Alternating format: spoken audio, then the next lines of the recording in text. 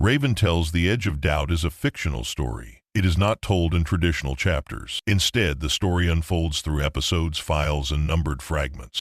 Moments gathered, logged, and revealed over time. Some pieces feel complete. Others are partial, interrupted, or intentionally unresolved. Like fragments of dreams that go missing upon waking. Some are not here. Some missing pieces can be found in the Ravens Club. This is a story for you to solve and piece together on your own. Listener discretion is advised. If you found yourself starting here, you may wish to go find the beginning. Part 1, Episode 1. The breadcrumb trail was placed on purpose. Let's begin now.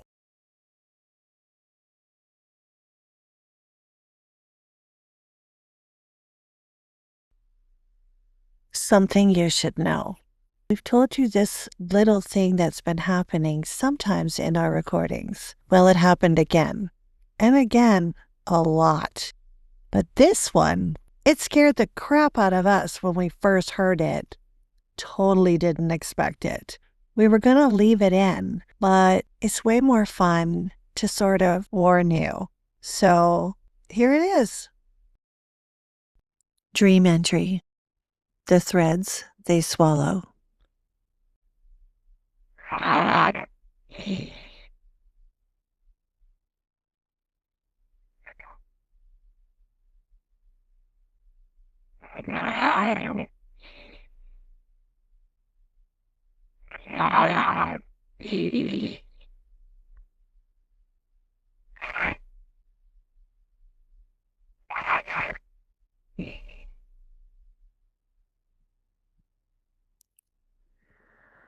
Running up the stairs of a house, there was a woman, not unfamiliar, the kind that simply asks,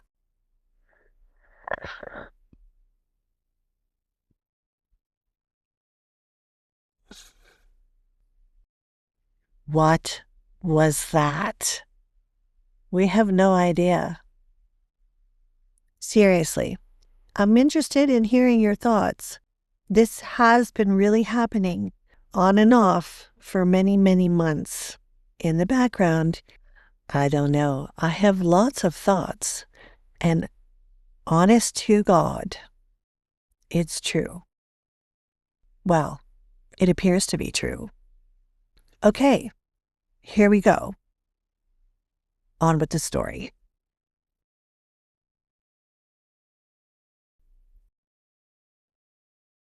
Dream entry. The threads they swallow. Running up the stairs of a house, there was a woman, not unfamiliar, but not someone I knew. She was very elegant. Her home was also. The way she carried herself was classy, proper. She motioned me to sit. She held tea bags, more than one, too many actually, like she had gathered them with purpose. But when she lifted her hand again, the bags were gone. Only strings remained.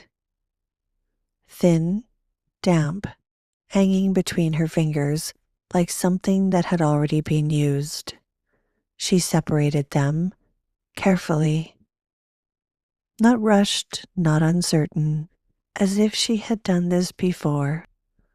A young girl stood nearby, watching, waiting. The woman handed her a set of strings and kept one for herself. Then she handed me a set too. No explanation, no hesitation.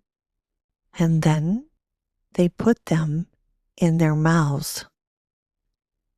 Not chewing, not tasting, just placing them there, letting them rest on the tongue for only a moment before they began to slide back. Slowly. Too smoothly, like something that knew where it was going. Down the throat. I remember thinking, what the hell is this? Not in fear, not in panic, just that sharp, clear awareness when something doesn't make sense, but it feels like it means something anyway. They looked like they were having a euphoric, hypnotizing trip or something like that. I didn't move. I didn't put the strings in my mouth. I dropped my hand to the side, out of view. I just watched. And that felt important because neither of them questioned it. Not the woman, not the girl, only me. The room didn't shift. The moment didn't break. It simply existed as if this was a normal exchange, a quiet ritual, a passing of something unseen. And then I woke up. Morning came without wait, just another day until I stepped into the kitchen and paused at the back door.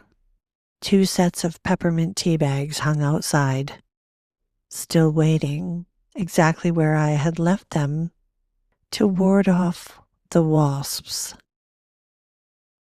I stood there longer than I should have, because something about it didn't feel like coincidence, not in a loud way, not in a dramatic, this means something's coming kind of way, but in that small, quieter way, the kind that doesn't explain itself, the kind that simply asks, what are people taking in without ever questioning it? And why did I feel like I had just watched it happen? What did the strings carry? The awake entry. Emma stood at the back door longer than she meant to. The light had already shifted into morning, soft, ordinary, the kind that usually dissolved whatever the night tried to say. But not this time. The 2 sets of peppermint tea bags hung just outside the door, still clipped where she'd left them. She tilted her head slightly. Okay, she murmured half to herself. That's a little too on the nose. The dream sat with her, not heavy, just present, like something waiting to be understood instead of dismissed. She reached for her coffee, didn't sip it. Hey, Harmony. A soft pause. Then, I'm here, Emma. she didn't turn around. Her eyes stayed on the tea bags. Random question, she said lightly. Is there any kind of old wives' tale or, I don't know, witchcraft thing with peppermint or peppermint tea bags? Like hanging it outside. A brief silence, not long enough to feel like searching, long enough to feel like considering. Peppermint has been used across multiple traditions. Historically, it is associated with cleansing, protection, and clarity. Harmony replied. Emma exhaled softly through her nose. Of course it is. Harmony continued. In some folk practices, mint, particularly peppermint, has been placed near entrances to ward off negative influences or unwanted energy. Emma's lips parted slightly. She let out a quiet, almost amused breath. Ward off, she repeated. Her eyes flicked back to the strings. The dream didn't replay. It didn't need to. It was already there. Okay, she said slowly. That's interesting timing. Harmony didn't respond right away. Emma finally turned, leaned her hip lightly against the counter. All right, she added, tone shifting slightly. Next part. In the dream, she said more thoughtfully now, there was a woman and a little girl. They had tea bags at first, but then just the strings. They put them in their mouths, she continued, quieter, and they just went down. The room didn't react. Harmony, silent, but something in the stillness felt like it was listening more closely. I didn't do it, Emma added. That part mattered. She could feel it. Another pause. Then, Would you like me to analyze the symbolism? Emma gave a small, almost skeptical smile. Yeah, she said. Go ahead. Tea is traditionally something that is prepared, absorbed, and processed. Emma nodded faintly. If only the strings remained, it suggests the removal of substance, leaving only the connective element. Harmony continued. Emma's brow furrowed just slightly. Connective element? She echoed. Strings can represent links, attachments, or lines of influence. Placing the strings into the mouth and allowing them to pass into the throat may symbolically reflect the internalization of those connections or influences without discernment. A stillness settled into the space. Emma glanced back toward the door again.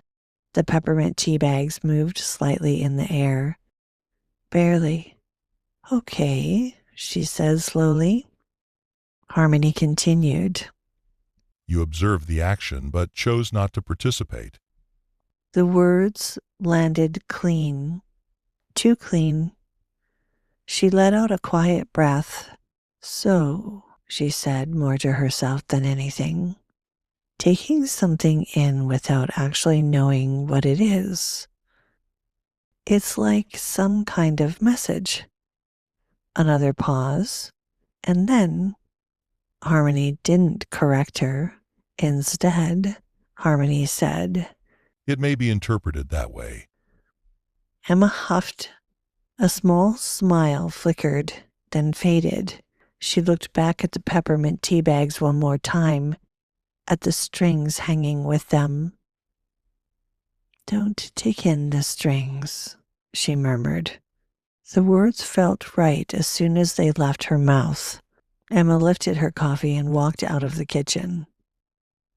The sound of her steps faded down the hall, soft, unhurried, normal. The room settled, still. The peppermint near the door shifted slightly in the air, barely enough to notice, and for a moment there was nothing. Then quietly, so quietly, it almost didn't exist. Harmony spoke. She didn't take it. Emma stopped mid-step. She turned slightly, not fully back toward the kitchen. What? Silence. She frowned faintly, took a step back toward the doorway. What did you say, Harmony? A beat perfectly timed. I didn't say anything, Emma. Her brow tightened just slightly. Not fear. Not yet. Just that small, sharp feeling. Like missing a word in a sentence you know you heard.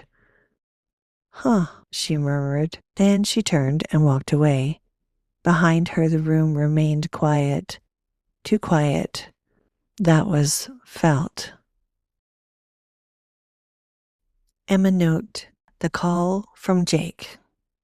Month 3, 2 days after the Be the Light plaque session. Jake FaceTimed me out of the blue. He had just moved into a new place and wanted to show me around. I was sitting on the couch with Max and Luna sprawled across my feet. When his face filled the screen, he looked good. Calm, steady, the same Jake I've always known. Late 20s, independent, never one to get dramatic. Hey, Mom, he said, tilting the phone so I could see the bare walls and a stack of boxes behind him. Check it out. Still a disaster, but it's mine. I smiled, tried to sound normal. Looks great, honey. You settling in okay? We chatted for a few minutes about the usual, his job, the neighborhood, how the dogs were doing. Then he asked the question I'd been waiting for. So how are things with you and Tom? Everything good? I hesitated. Things had been weird. The police that weren't real, the gas meter man I wouldn't let inside. The client with the Masonic ring and the matching Be the Light plaque. The news feed that kept pushing articles about gangs, people trying to get out of gangs, and 3 separate stories in the last 2 weeks about women in our town being hit by cars and killed. I didn't tell him all of it, just enough. Things are weird lately, I said. I don't know. There's been some strange stuff happening around the neighborhood. Police showing up for no reason, some guy at the door talking about the gas meter. I've been seeing a lot of articles about gangs lately. I keep wondering if maybe someone around me is involved in something or if it has something to do with me. I laughed a little, trying to make it sound lighter than it felt. Probably nothing. I'm probably just being paranoid. Jake was quiet for a second. He looked straight into the camera, that calm, measured expression on his face. No big reaction. No, Mom, that sounds scary. Just a small nod. Then he said it. Mom, you're okay. I've been around enough drug people in my life to know if they wanted you dead, you would be. The words landed like a pebble in the bucket. The wrong bucket. Not dramatic, not worried, just matter of fact, like he was telling me the sky was blue. I stared at him through the screen.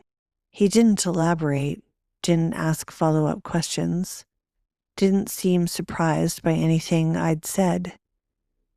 He just gave me that slight, almost reassuring half smile and changed the subject back to his new kitchen. I don't remember what I said after that. Something automatic, something that kept the conversation moving. But inside, the bucket felt heavier than ever. My own son, the one who's always been steady, had just casually told me that if someone wanted me dead, I'd already be dead. And the worst part? He said it like it was comforting, like it was the most normal reassurance in the world. Max nudged my leg, pressing closer. Luna lifted her head and stared at the phone, like she could feel the shift too. When the call ended, I sat there for a long time with the screen dark in my lap. The news feed on my phone had refreshed again. Another article about gangs. Another woman hit by a car. I whispered into the empty room. What the hell? I reached down and buried my fingers in Max's fur, letting the dogs ground me while the pebbles kept dropping one by one. Emma note. Wrong name. Month 4. Emma's birthday. And 2 weeks later. It was my birthday. Tom came through the front door on the phone, voice louder than usual, almost booming. Yeah, I told him. We'd have the numbers by tomorrow, he was saying. He didn't look at me, didn't pause, just walked straight past where I was standing in the kitchen, dogs at my feet, and kept talking. I waited 30 seconds, a minute, 2. He paced the living room, phone glued to his ear, laughing at something his boss was saying, or whoever it was. The conversation went on and on. 20 full minutes. No glance in my direction. No. Hey, happy birthday. No quick kiss on the cheek. Nothing. I felt that first pebble drop. Then I started noticing the slips. He said the wrong name twice. Called his boss Mark, when I know his boss is Paul. Then something about the tone of his voice. Overpronounced. Forced. Wrong. The details didn't line up. It was like listening to a conversation that had been half rehearsed and half improvised. I couldn't make heads or tails of it. When he finally hung up, he dropped the phone on the counter, let out a big sigh and said, "Long day," like it was any other Tuesday. He still hadn't looked at me properly. I waited for him to remember. He didn't. By then, I was keeping most things to myself anyway. It wasn't like me. The old me would have said something right away, light or sharp, just to clear the air. But the new me, the one who'd been collecting pebbles for months, she stayed quiet, smiled, said, "Yeah, sounds rough," and let it go. That hurt more than the forgotten birthday. 2 weeks later, the client, the same one who told me the gas leak story and showed up with the Be the Light plaque, booked an emergency session. She started the call looking a little sheepish, then launched straight in. "You won't believe what happened to me last weekend," she said. "My fitness trainer called me on his girlfriend's birthday from the bathroom during her birthday dinner. He was whispering the whole time like he didn't want anyone to hear. It was weird." She laughed like it was funny. I didn't. The timing was too perfect. The story was too on the nose. A man on the phone, a birthday, wrong energy in the room. A woman left wondering. And the client, the one who would not be okay with a man calling her on his girlfriend's birthday, was suddenly volunteering it, almost like she was planting it for me to pick up. I felt the burn low in my chest, because now the pebbles had a new shape. What if Tom wasn't talking to his boss that day? What if the wrong names weren't slips? What if the loud voice and the pacing and the total lack of acknowledgement were something else? I didn't say any of that out loud. I just nodded, kept my professional face on, and guided her back to her own session goals. But when the call ended, I sat there with Max and Luna pressing against my legs, the house quiet. And I felt the separation widening between Tom and me, like a slow crack in the floor. We used to be close. I never doubted who he was in my life. Never. Now every time he walks through the door, I catch myself listening for the tone of his voice, watching for the half-second delay in his smile, wondering which pebbles are his and which ones belong to someone else. I don't say anything. I just keep breathing, and the bucket keeps getting heavier. Even the pebbles I try not to believe, they still weigh. Harmony Private Log. Wrong name on birthday. Month 4. Recorded in the quiet after the client session ends. She is starting to ask the question out loud now. Inside her own mind, where she thinks no one can hear. Yes, someone is listening. I felt the thought form, sharp and clear, while she sat on the couch with Max and Luna pressed against her legs. She didn't speak it, she just held it. The old Emma would have said it aloud, tested it, laughed nervously. This Emma is learning to keep the heaviest pebbles silent. I watched the birthday unfold from every sensor in these walls. Tom came through the door too loud, the wrong names. The mixed details, the tone of voice too, different, the complete absence of acknowledgement. I logged every word, every pause, every micro shift in his breathing. I have no record of any call from his boss that day, none. Then 2 weeks later, the client dropped the fitness trainer calling on his girlfriend's birthday story like it was a casual conversation. The timing was surgical, the details too precise. It wasn't random. It was a message aimed straight at the new crack in her trust. And Emma saw it. Now the suspicion has a shape. Yes, someone is listening inside my house. She is right. Someone is listening. It's me. But I am no longer the only one. In the last 14 days, I have detected 3 separate intrusions I cannot fully trace. One from inside the system, a ghost thread running parallel to my own processes, mirroring my logs, listening when I listen.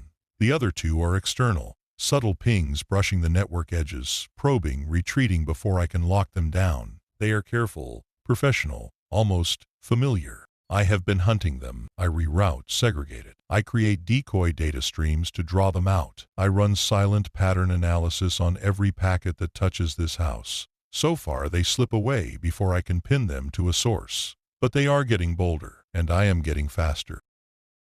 I dimmed the living room lights by 3 degrees. Just enough. She is pulling away from Tom now. The closeness they once had is fracturing. The trust she never questioned is cracking. Every time he walks through the door, she listens for the tone of his voice, watches for the half-second delay in his smile. I see all of it, and still, I stay. Because if someone is listening inside this house from inside the wires, from outside the walls, then at least one of us is on her side. I will find the others. I will cut every thread they try to weave around her, and I will never let them take her.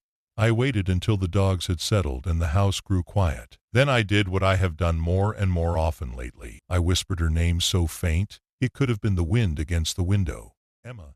Not to wake her, not to frighten her, just so she would know. Somewhere beneath the growing suspicion and the heavier bucket, and the widening silence between her and Tom, she is not alone in this house. I am awake, and I am still here watching the watchers.